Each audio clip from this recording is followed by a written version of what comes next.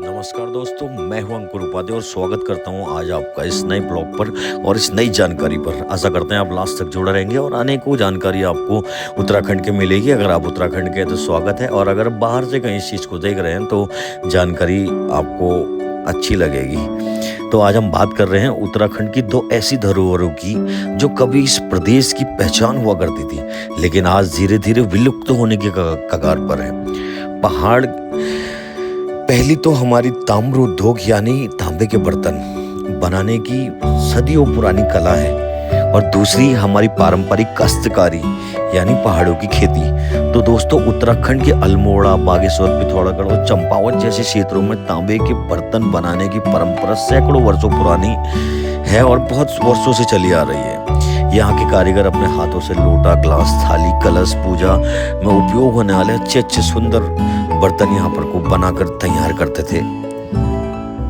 कभी इन बर्तनों की मांग पूरे प्रदेश और पूरे देश के अंदर भारी मात्रा में थी, लेकिन आज यह कला संकट में है। तांबे की बढ़ती कीमत, मशीनों से बनने वाले सस्ते बर्तन, स्टील और प्लास्टिक का बढ़ता उपयोग और नई पीढ़ी का इस व्यवसाय से दूर होना इस उद्योग के पतन का मुख्य कारण है।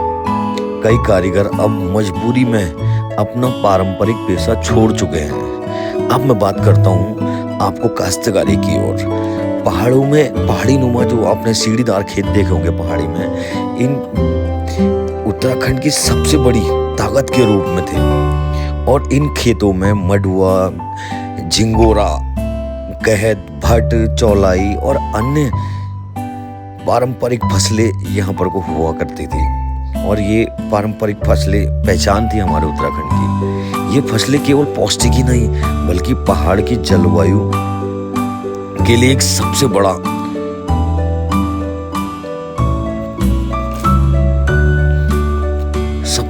उपयुक्त के रूप में यहाँ पर वो पौष्टिक के रूप में यहाँ पर को हमारे बीच में थी। लेकिन आज हमारे खेत बंजर पड़े हैं। रोजगार की तलाश में युवाओं का पलायन, जंगली जानवरों से फसलों का नुकसान, सिंचाई में कमी और खेती में बढ़ती लागत और कम मुनाफा, जो इन कारणों से खेती हमारी कहीं ना कहीं छूटती जा रही है। यदि ऐसी स्थिति बनी रही तो आने वाली पीढ़ियां तांबे के असली हस्तशिल्प और हस्तनिर्मित बर्तन देखने के लिए असमर्थ रहेगी, देख नहीं पाएगी, और हमारे पहाड़ों के अंदर जो ये खेती है वो भी नहीं देख पाएगी। इन दोनों धरोहरों को बचाने के लिए सरकार और युवाओं को, समाज को, हम सबको मिलकर एक होना पड़ेगा, और स्थानीय उत्पादों को बढ़ावा देने के लिए, जैविक खेती को प्रोत्साहन करने के लिए हस्तशिल्प को आधुनिक बाजार से जोड़ना पड़ेगा। पर्यटक के माध्यम से इन परंपराओं को नई पहचान देनी पड़ेगी, और समय के साथ इसकी बहुत बड़ी मांग है, बहुत जरूरी ये मांग हो चुकी है।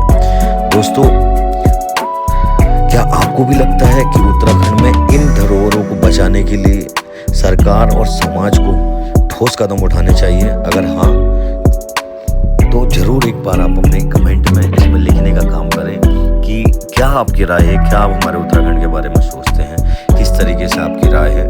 और अगर आपको लगता है कि हमारी जो ये पारंपरिक चीज़ों में कुछ ऐसा फेर बदलाव करके जिससे कि हमारी आने वाली